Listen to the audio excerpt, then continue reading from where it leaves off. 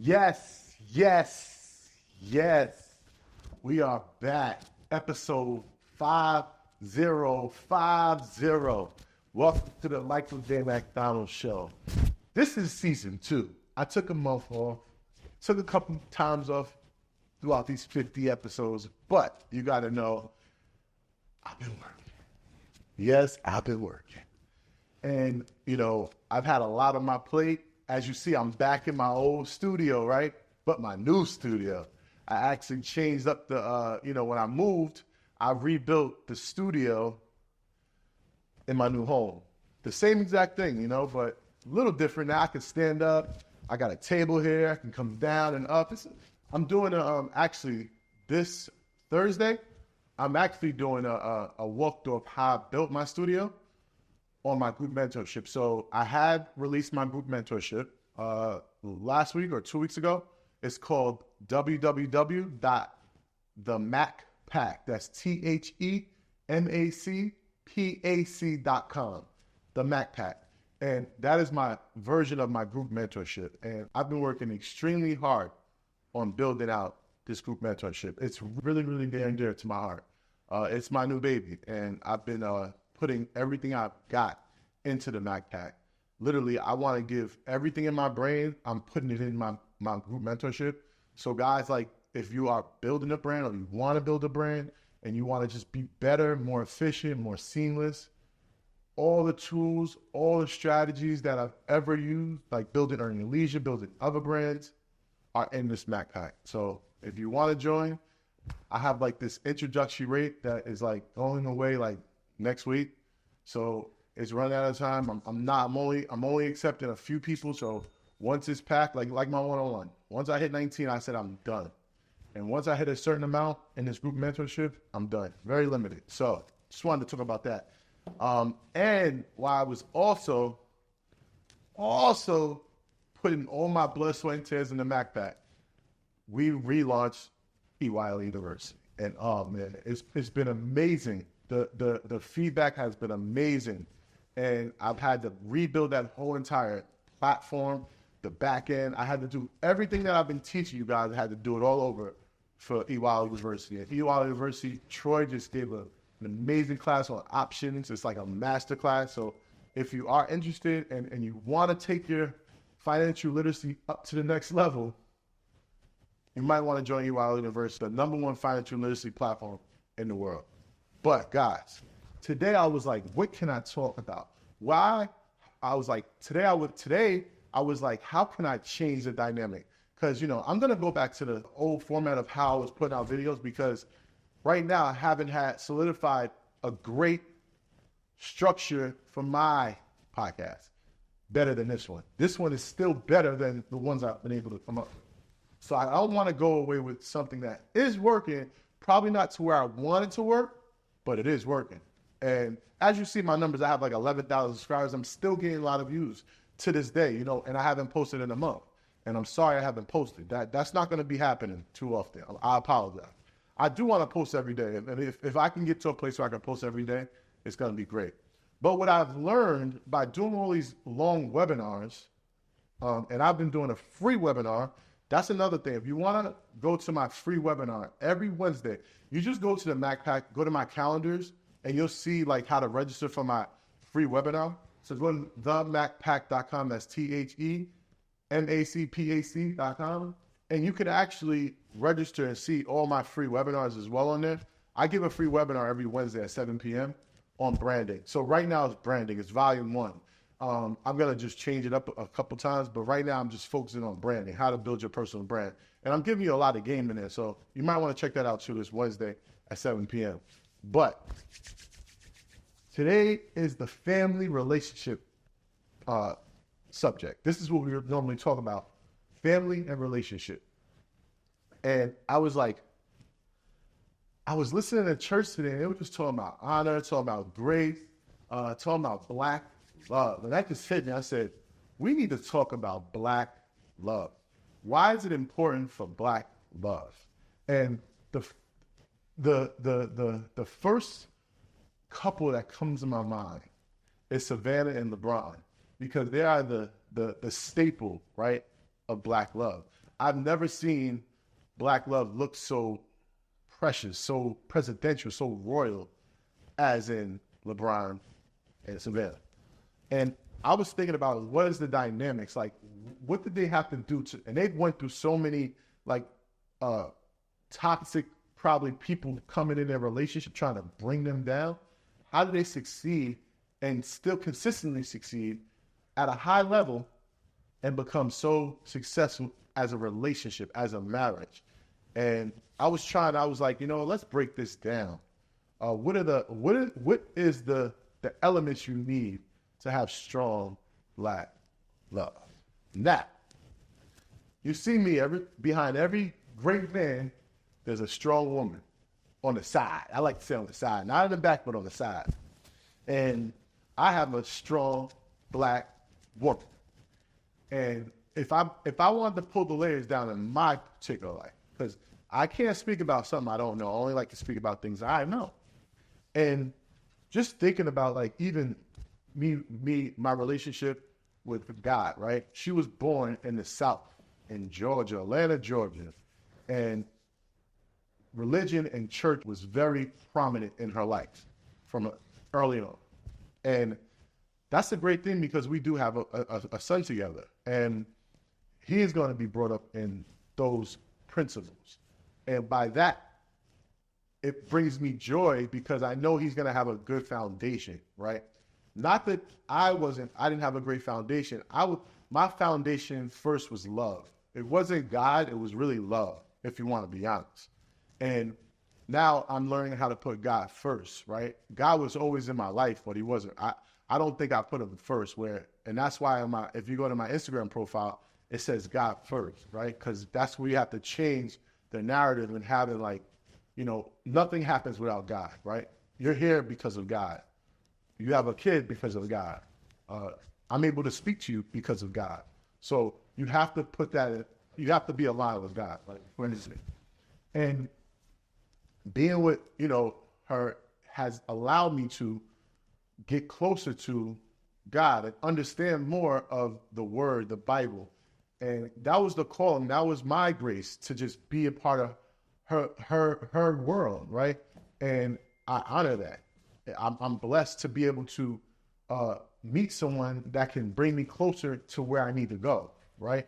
And that's what life's about, right? You want to bring people that are aligned with what your vision is. You want to bring them closer to you in your life. And the people that are not aligned with you and the things you want to do, you want to not necessarily leave them alone, but you just want to give them distance, because not necessarily, I wasn't always here. I was over here. Just like the people that are close to me that are not where I am, they're over here, but that doesn't say they can't come over here. But right now, I have a vision and I have to be aligned with my vision. And if you're not aligned with my vision, I have to kind of deter or distance people away from the things that I want. And not saying that she's come in my life and pushed people away, but she's come in my life and aligned me with my vision. She knows what it takes to get to where I want to go. She knows where I want to go.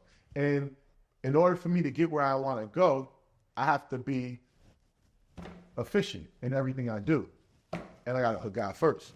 So that was one thing that Black love did for me, right? Because as a culture, we've been through a lot, right? Culturally, we've been through a tremendous amount of pain, struggle, hurt.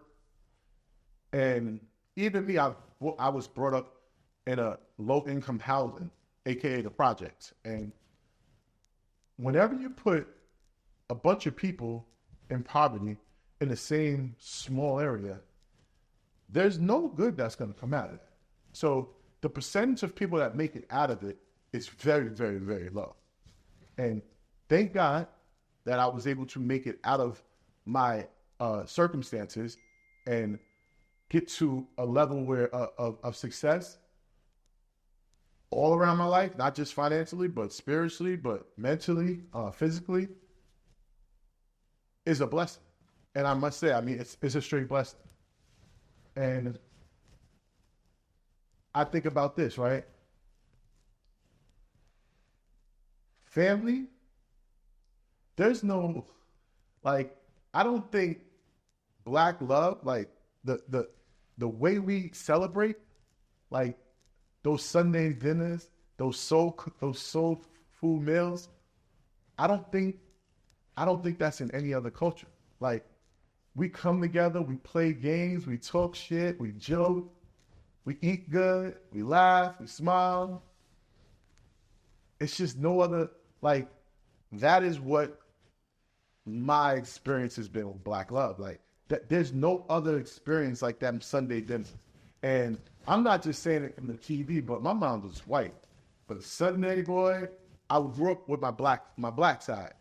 But them Sundays, all my family came, my friends came. It was Black love, right? It was a beautiful, beautiful, eventful experience.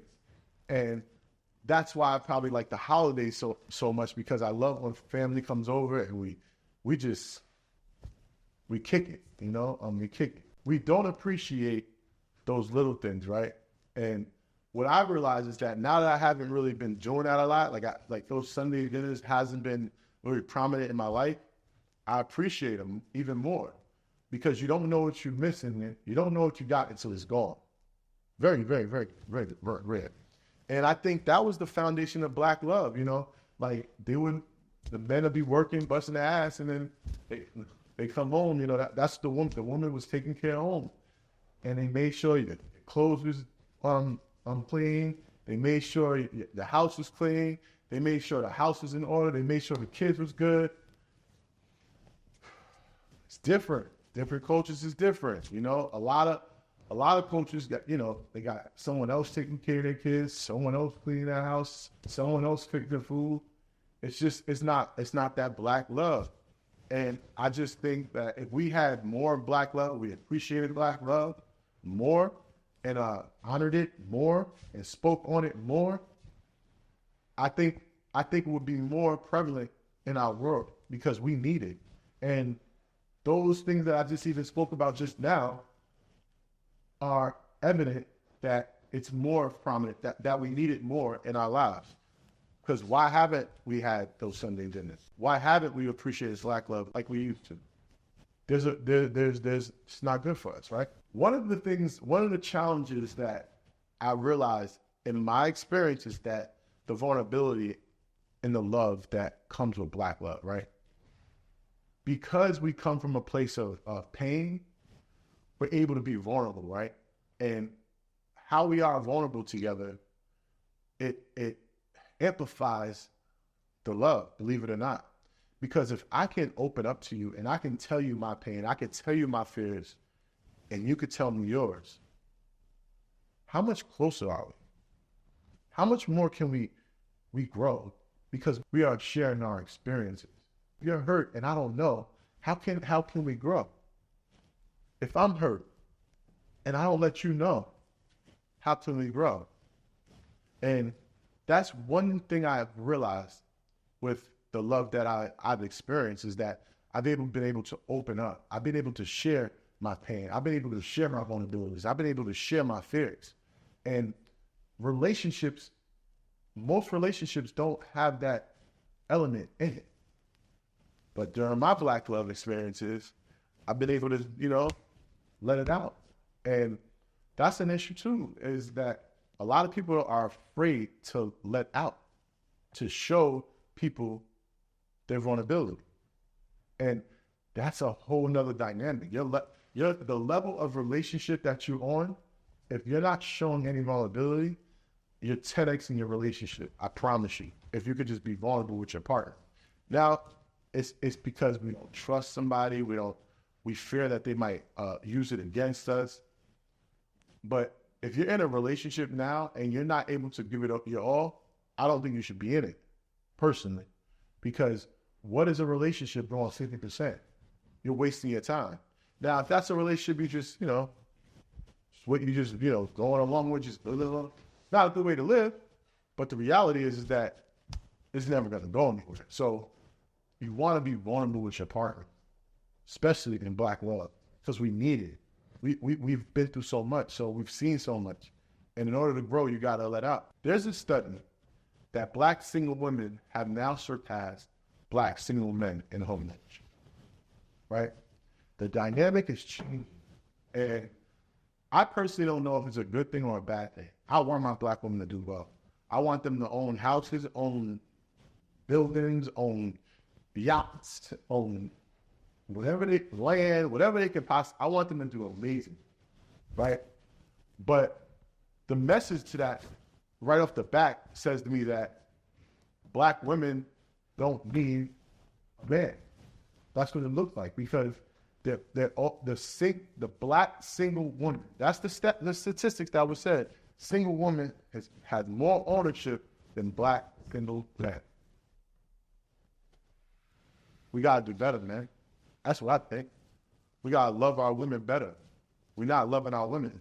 We're making them feel like they don't need us. We're making them feel like they can do it without us. And that ain't good. That ain't good. We need to be, one, not single. That's the first thing. But two, we need to be doing this together, right? If I can build you up, you can build me up, let's do it together. We'll be better. One person can go this far, but two can go even further. And if you really, really, really believe in the love, then we gotta do better. I think we gotta do better.